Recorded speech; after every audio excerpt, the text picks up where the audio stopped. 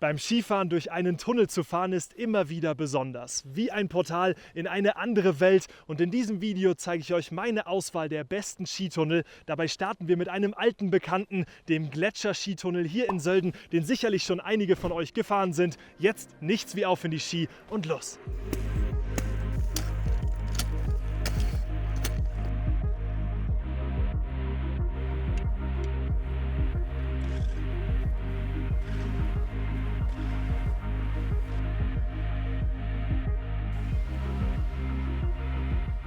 Und dieser Tunnel führt euch vom Rettenbach-Gletscher in Richtung Tiefenbach-Gletscher auf die Sonnenseite. 167 Meter Länge, 10 Meter Höhenverlust und das erbaut im Jahr 2000. Und warum Sonnenseite? Ihr seht es schon hier, wenn am frühen Vormittag drüben am Rettenbach noch keine Sonne ist, dann kommt man hier an und hat diese Gletscherpisten bei purer Sonne. Da könnt ihr eure Schwünge genießen. Und wo wir schon dieses Panorama hier sehen, blicken wir mal auf ein ganz besonderes Panorama in Frankreich.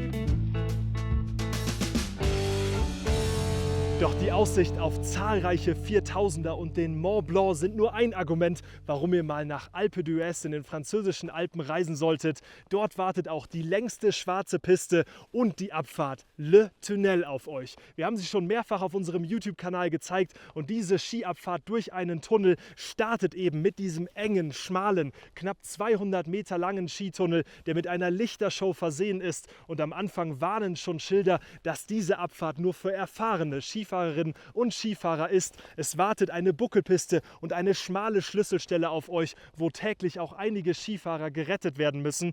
Das Skigebiet ist auch Teil unseres Skigebiete-Quartetts, was ich euch unten verlinkt habe.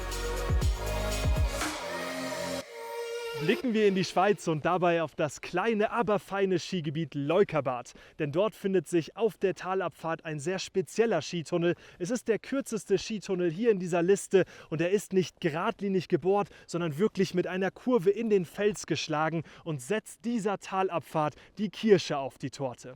Nachdem ihr diesen Tunnel gefahren seid, wartet dann eine breite, tolle Talabfahrt in Richtung des Ortes Leukerbad auf euch, wo ihr dann in die Thermalquellen und die Thermalbäder einkehren könnt. Pure Erholung. Unweit von Leukerbad befindet sich im Skigebiet Glacier 3000 in der Nähe von Gstaad in der Schweiz ein nach 24 Jahren wiedereröffneter Skitunnel.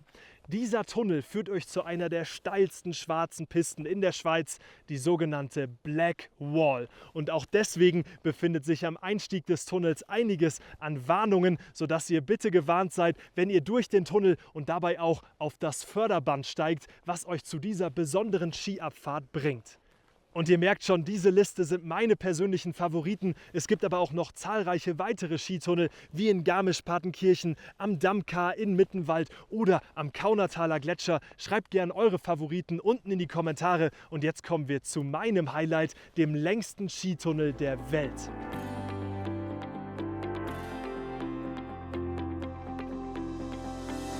Er ist Teil der berühmten Hochjoch Totale, die als eine der längsten Skipisten Österreichs gilt. Und dabei ist da eine gute Verschnaufspause, während ihr einige Zeit durch diesen knapp 400 Meter langen Tunnel gleitet.